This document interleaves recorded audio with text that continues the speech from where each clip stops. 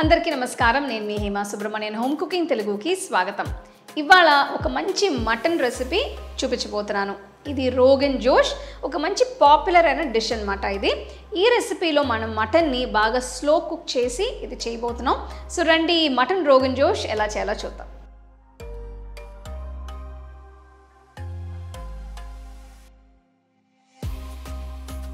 ఈ రెసిపీ కోసం నేను 4 ఉల్లిపాయల్ని పొడవుగా కట్ చేసి ఇలా బ్రౌన్ రంగులోకి మారేంత వరకు నూనెలో వేయించి పక్కన పెట్టాను.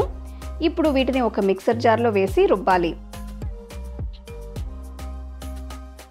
ఇందులో నీళ్లు పోయకుండా ఇలా కొంచెం రఫ్గా పేస్ట్ లాగా అయ్యేట్టు రుబ్బుకోవాలి.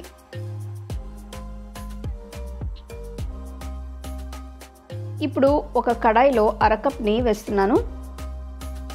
ఇందులో 2 బిర్యానీ ఆకులు, 4 యాలకులు, చిన్న దాల్చిన చెక్క ముక్క, 1 జాపిత్రి, 7 లవంగులు వేసి వేయించాలి. నెక్స్ట్ ఇందులో 2 టీ స్పూన్ల అల్లం వెల్లుల్లి పేస్ట్ వేసి వేయించాలి.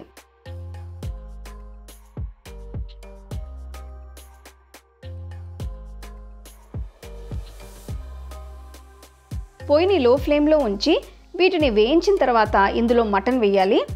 నేను ఈ రెసిపీ కోసం 1 కిలో బోన్ ఉన్న మటన్ని తీసుకుంటున్నాను. దీన్ని శుభ్రంగా క్లీన్ చేసి ప్యాన్లో వేసుకోవాలి.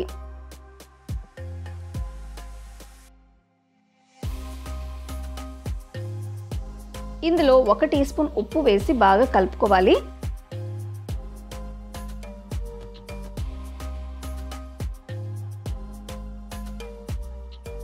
ఆ తర్వాత 1 కప్ పెరుగు వేసి అంతా బాగా కలపాలి.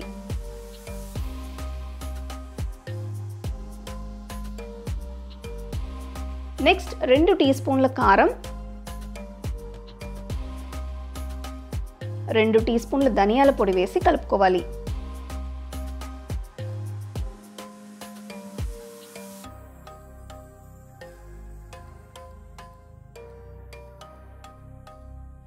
చూస్తున్నారు కదా, మసాలా బాగా మిక్స్ అయింది. ఇప్పుడు నేను ముందుగా రుబ్బి పెట్టుకున్న ఉల్లిపాయ పేస్ట్ని ఇందులో వేస్తున్నాను. ఉల్లిపాయని వేయించి ఇలా పేస్ట్ లాగా చేసి వేయడం వల్ల ఈ రెసిపీకి చాలా మంచి ఫ్లేవర్ యాడ్ అవుతుంది.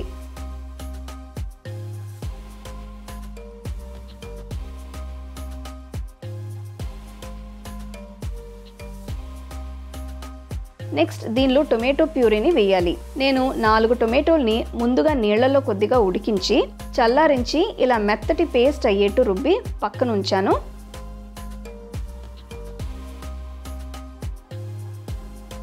ఇందులో ఇంకొన్ని నీళ్లు పోసి బాగా కలపాలి.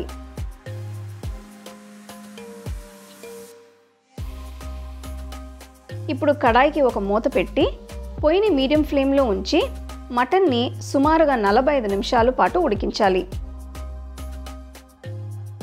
చూస్తున్నారు కదా, గ్రేవీలో ఉన్న నెయ్యి మొత్తం పైకి తేలింది. మటన్ కూడా బాగా ఉడికింది. చివరిగా ఇందులో కొంచెం గరం మసాలా పొడి, పొడవుగా కట్ చేసిన అల్లం ముక్కలు, తరిగిన కొంచెం కొత్తిమీర వేసి కలపాలి. అంతే, మటన్ రోగన్ జోష్ తయారైనట్టే. చూస్తున్నారు కదా గ్రేవీ ఎంత రిచ్గా ఉందో. దీన్ని వేడివేడిగా సర్వ్ చేసుకుని తింటే చాలా బాగుంటుంది.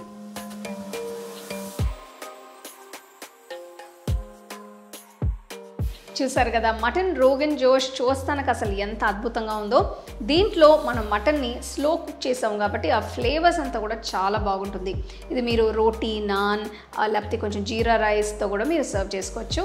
చాలా బాగుంటుంది. తప్పకుండా ఈ రెసిపీని మీరు ట్రై చేసి ఎంజాయ్ చేయండి.